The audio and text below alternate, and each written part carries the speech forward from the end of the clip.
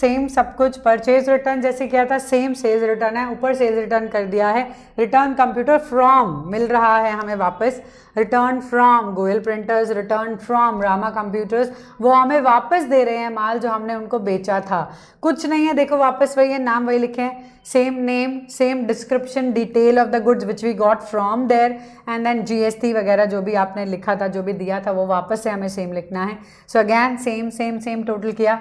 Only difference is what, this credit note number. Only difference क्या है, credit note number. Purchase return में debit note number, sales return में credit note number, purchase and sales book में invoice number यानी कि bill number. सो यहाँ sales return book हो गई। कुछ है चेंज? कोई चेंज नहीं है, एज यू कैन सी।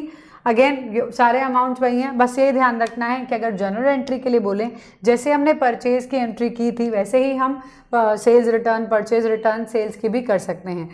ये सारे सेल्स रिटर्न की जब हम बात करते हैं, सेल्स क्रेडिट होता है तो सेल्स रिटर्न डेबिट होता है ना, सेल्स रिटर्न डेबिट होता है। अब एक सिंपल से समझो, इन सब लोगों को हमें पैसा देना पड़ेगा, है ना, देना पड़ेगा ना।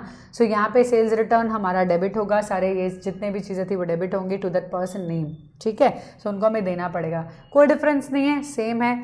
चलो अब इसके बाद करते हैं last topic of this chapter, that is journal proper.